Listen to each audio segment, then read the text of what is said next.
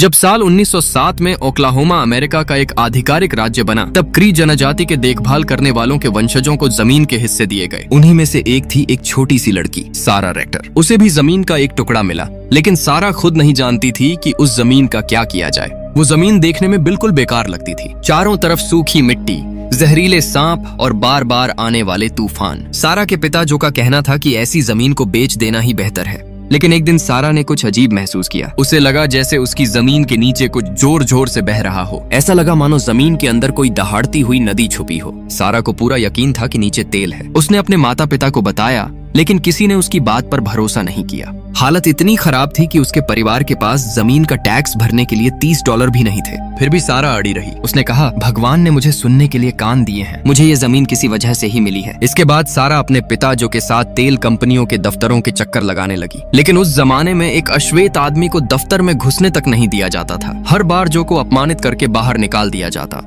एक दिन जो पैन ओक्लाहोमा पेट्रोलियम नाम की कंपनी में गया, वहाँ के लोगों ने उसे कचरा उठाने वाला समझ लिया और उसी तरह का व्यवहार किया। उधर सारा एक कैफे में चली गई, लेकिन वो कैफे सिर्फ गोरे लोगों के लिए था। एक आदमी ने प्यास से तड़पती सारा को पानी की जगह नींबू पानी ऑफर किया। जब सारा ने नींबू पानी पी लिया, तो वेट्रेस ने उसका गिलास कपड़े से उठाया, जैसे वो छूने लायक भी न हो। सारा उस आदमी को धन्यवाद देना चाहती थी, लेकिन उससे पहले ही वेट्रेस ने उसे जबरदस्ती बाहर निकाल दिया। उसी समय जो ने साफ शब्दों में कहा, मैं कचरे के लिए नहीं आया हूँ, मैं अपनी बेटी की जमीन में तेल खुदवाने आया हूँ। तभी सारा खुद दफ्तर में घुस आई। उसने पूरे आत्मविश्वास के साथ कहा, मेरे पास 160 हेक्टेयर जमीन है और उसके नीचे तेल है। उसने नक्शा निकालकर जगह भी दिखा दी। सारा नक्शा पढ़ना जानती थी। कंपनी का एक आदमी, जिसे सब बिग जिम कहते थे, उनके साथ जमीन देखने गया। उसने कहा कि यहाँ ड्रिलिंग करना बहुत जोखिम भरा होगा, इसमें महीनों लगेंगे और सैकड़ों फीट गहराई तक खुदाई करनी पड़ेगी। सारा ने शांति से जवाब दिया, तो पहले जमीन जोतनी पड़ेगी। सारा की समझदारी से प्रभावित होकर बिग जिम ने अपना स्टैंडर्ड कॉन्ट्रैक्ट दिया। उसने कहा कि वो 6 महीने के लिए प्रति हेक्टेयर 50 सेंट देगा, लेकिन सारा जानती थी कि असली दर $1 होती है। उसने साथ ही रॉयल्टी भी मांगी। थोड़ी बातचीत के बाद बिग जिम मान गया। 3 महीने तक ड्रिलिंग चली, लेकिन फिर कंपनी ने कहा कि वहाँ कुछ नहीं निकला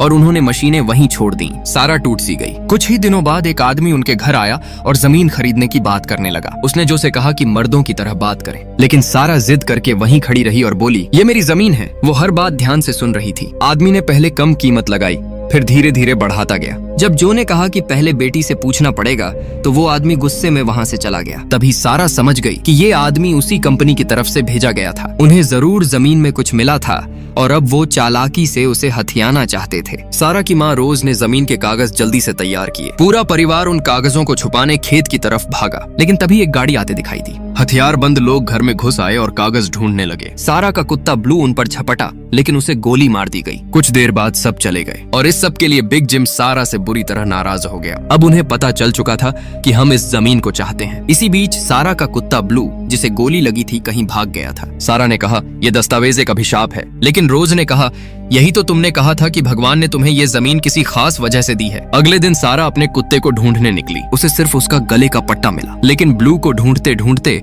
सारा एक तेल शिविर में पहुंच गई। वो उन खुरदरे और सख्त आदमियों के बीच बिना डरे घूम रही थी। वहीं उसकी मुलाकात फिर से बर्ट से हुई, वही आदमी जो कैफे में था। सारा ने उससे कहा, हम पहले कैफे में मिले थे। बर्ट के साथ ही मेस ने कहा, हाँ वही होगा। बर्ट भी तेल की तलाश में था। वो खुद को खोजी और वाइल्ड कैट कहता था। सारा ने समझाया, मेरी जमीन के नीचे तेल है। पनुकी ने मेरी जमीन को रोक रखा था और ये कहकर मुझे हटाना चाहता था कि वहाँ कुछ नहीं है। उन्होंने एक दलाल भी भेजा था जो मुझे जमीन बेचने के लिए उकसा रहा था और सूखी जमीन के बदले $6 प्रति हेक्टेयर की पेशकश कर रहा था। अब सारा को एक साझेदार की जरूरत थी, किसी ऐसे इंसान की जो तेल बाहर निकालने में उसकी मदद कर सके। लेकिन बर्ट ने हंसते हुए कहा, गुड लक हनीबी। ये सुनकर सारा को गुस्सा आ गया। उसने कहा, मैं तुम्हें एक बिजनेस ऑफर दे रही हूँ और तुम मुझे बच्चे की तरह ले रहे हो। बर्ट उठकर फिर से सारा के पास आया। उसने उसकी जमीन के बारे में पूछा। बर्ट के पास खुद का कोई उपकरण नहीं था। सारा ने कहा, कोई बात नहीं, पनु की सारा सामान मेरी जमीन पर छोड़कर गया है। ये सुनते ही बर्ट ने अपने साथी मेस को पकड़ा और सारा के साथ चल पड़ा। लेकिन सारा ने कहा, जाने से पहले हमें अपनी शर्तें तय करनी होंगी। दोनों ने 50-50 के बांटवारे पर सहमति बनाई और हाथ मिलाया। जब बर्ट ने पहली बार वहाँ रखा शानदार उपकरण देखा तो वो खुश हो गया।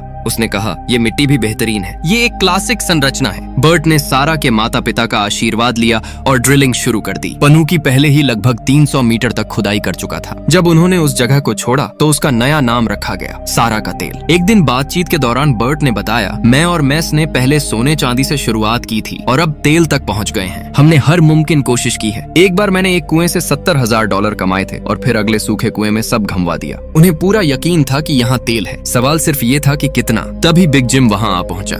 मेस दौड़कर अंदर गया और हथियार उठा लिया। बिग जिम ने कहा, ये मेरी जमीन है, मैं तुम्हें 20 मिनट देता हूँ यहाँ से निकलने के लिए। उसके पास कॉन्ट्रैक्ट था। बिग जिम तारीख चूक चुका था और उसने उसे बदल दिया था। सारा ने कहा, ये तो स्कूल में बच्चों की नकल से भी बदतर है। बर्ट ने बिग जिम पर हथियार तान दिया। बिग जिम ने बर्ट को ठग कहा, औरतों से पैसे ठगने वाला।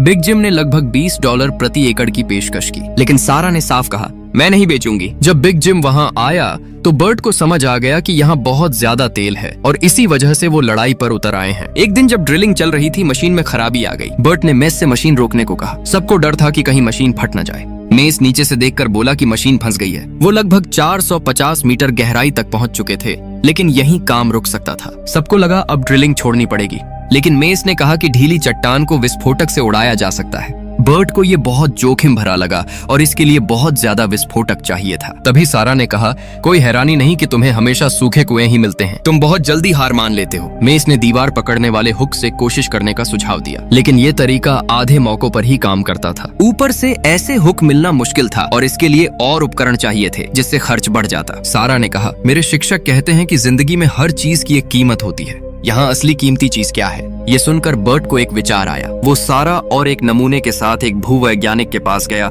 ताकि उसकी जांच करवाई जा सके। इस जांच में $10 लगने थे। बर्ट ने अपने कपड़ों में पड़े नोट गिने और जैसे तैसे $10 जुटाए। जांच में कुछ घंटे लगने वाले थे। बर्ट और सारा टहलने निकले। तभी बर्ट की मुलाकात एक महिला से हुई। बर्ट ने दावा किया कि वो उसके दिवंगत पति को जानता था, जो उसके नाम पर छोटे तेल अनुबंध खरीदना चाहता था। बर्ट अपनी बातों से उस महिला को उलझाता रहा। उस महिला ने बर्ट को खाने पर बुलाया। बर्ट पहले भी एक बार इस महिला से छेड़खानी कर चुका था। थोड़ी देर बाद भूवैज्ञानिक ने उन्हें बताया कि तेल अभी भी कुछ 1000 फीट नीचे है और ये अच्छा तेल नहीं है, क्योंकि इसमें नमकीन पानी की मिलावट बहुत ज्यादा है। बर्ट और सारा फिर से निराश हो गए, लेकिन बर्ट को अंदर से कुछ ठीक नहीं लग रहा था। वे वहीं कुछ देर रुके रहे। जैसे ही भूवैज्ञानिक बाहर निकला, बर्ट ने उसे पकड़ लिया और पूछा कि तुम कहाँ जा रहे हो? भूवैज्ञानिक ने बताया कि वह नमूना पनोकी के पास ले जा रहा है। उन्होंने उसे पैसे देकर खरीदा था। अब जरूरी था कि जांच सही जगह करवाई जाए। बर्ट ने कहा कि ऊपर पहाड़ियों में एक बूढ़ा आदमी रहता है जो असली काम जानता है। उसने एक शब्द कहा जो नस्ल भेदी था। ये सुनकर सारा को गुस्सा आ गया।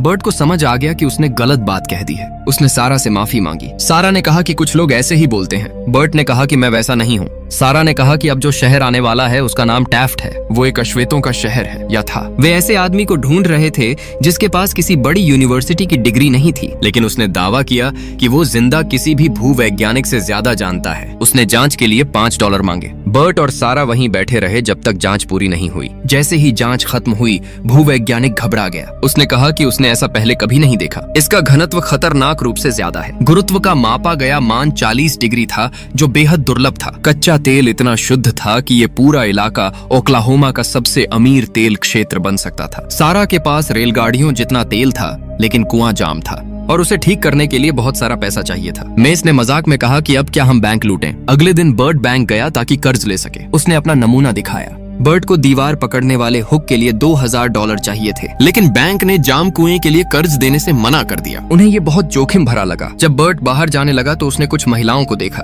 वो कैफे के सामने उनसे छेड़खानी करने लगा। एक के बाद एक महिला को उसी कैफे में ले गया। सारा दूर से सब देख रही थी। वो सीधे उनके पास गई और कहा कि मैं बर्ट की बिजनेस पार्टनर हूँ। उसने महिलाओं को अपनी बात समझाई कि उन्हें उपकरण चाहिए और वो बहुत महंगे हैं। बर्ट दूसरी लड़की से भी बात कर रहा था। उसने कहा कि वो ठीक है, लेकिन मुझे लगता है कि वो तुम्हें ज्यादा पसंद करता है। वहाँ की वेट्रेस ने किसी जज को बुला लिया। जैसे ही बर्ट और सारा ने जज को देखा, वे उठकर वहाँ से चले गए। बर्ट ने जाकर विस्फोटक खरीदे। दुकानदार ने सारा को देखा और उसकी तरफ बढ़ा। बर्ट ने कहा कि ये मेरी तरफ है। जैसे ही दुकानदार कुछ नस्ल भेदी बोलने वाला था, बर्ट ने उसे मार दिया। जब वे घर पहुंचे तो मार्शल ने बताया कि क्री जनजाति के कुछ बच्चों को उनकी नींद में मार दिया गया है। वो बाकी परिवारों को चेतावनी देने आया था। सारा घर के अंदर रोने लगी। वो बच्चे उसके सहपाठी थे। रोज डर गई। उसने बर्ट से कहा कि मेरी बेटी मेरी जमीन का नमक है और मेरे आसमान का सूरज, उसे कुछ नहीं होना चाहिए। अगले दिन मेस ने बर्ट से पूछा कि तुमने उस विधवा को उसके पैसों के बदले क्या दिया? यकीनन तुम्हारे पास जितना है उससे ज्यादा, और ऐसे काम के लिए आदमी जेल जाता है। बर्ट ने कहा कि हमें पैसों की जरूरत थी और मैंने इंतजाम कर लिया। अब जल्दी करो और काम पर लगो।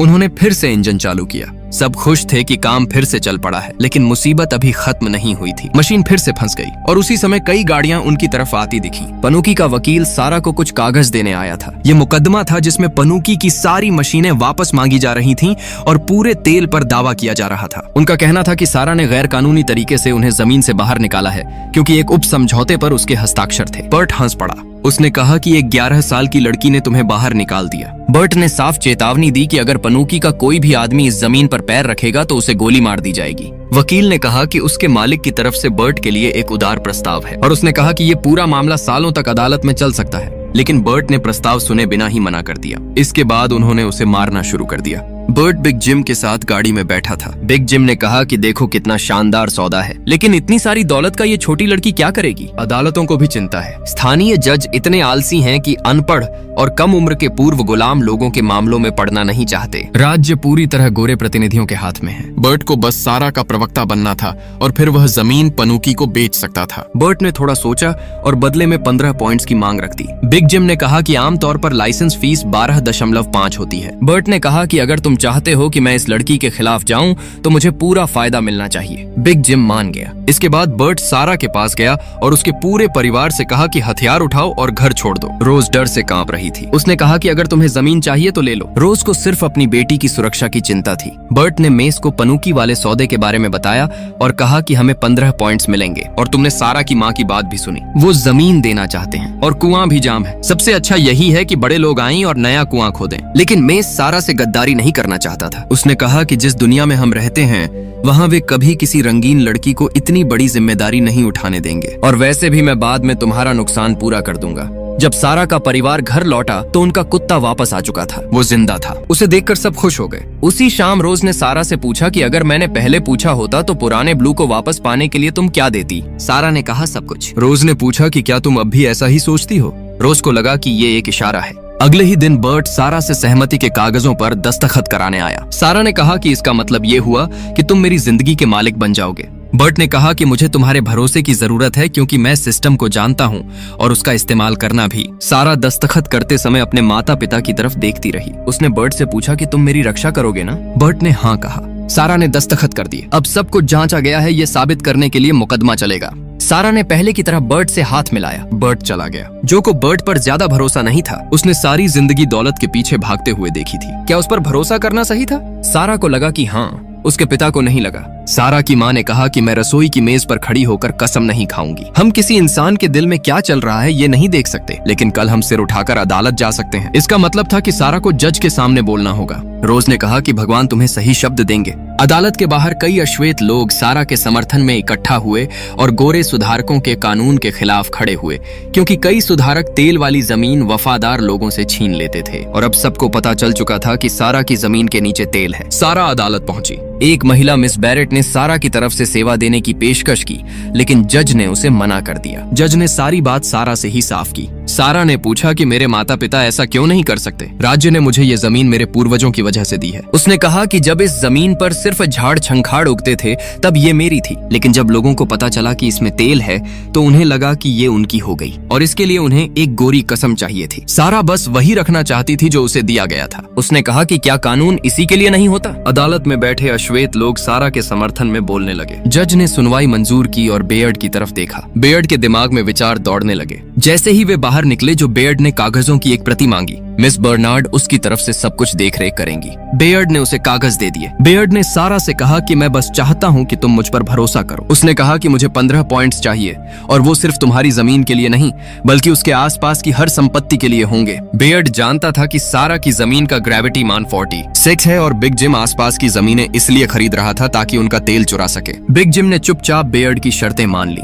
बेयर्ड ने कहा कि मैं ये भी चाहता हूँ कि तुम्हारी सुरक्षा की पूरी गारंटी हो। सारा ने देखा कि बेयर्ड पनुकी के दफ्तर में कैसे दाखिल हुआ। वह उसके पास गई और बोली कि तुमने कहा था कि तुम मेरे लिए सही काम करोगे। बेयर्ड ने कहा कि मैं करूंगा और मेरे पास एक योजना है। उसने कहा कि तेल का कारोबार बहुत बेरहम होता है, तुम्हें तुम्हारा हिस्सा मिलेगा। लेकिन सारा ने कहा कि यहाँ बात मेरी नहीं है बल्कि उसकी आत्मा की है, मिस्टर बेयर्ड स्मिथ। मेस ने सारा के परिवार को घर छोड़ दिया, लेकिन वापस आते समय उसने एक छिपी हुई गाड़ी देखी। वो पनुकी के आदमी थे। उन्होंने बंदूकें निकाल ली और मेस को घेर लिया। मेस ने भी अपनी बंदूक निकाली, लेकिन वे 2 थे। उन्होंने मेस को मार डाला। जब रोज ने गोलियों की आवाज सुनी तो उसने अपने दोनों बच्चों से कहा कि वे क्री नेशन की तरफ भागें।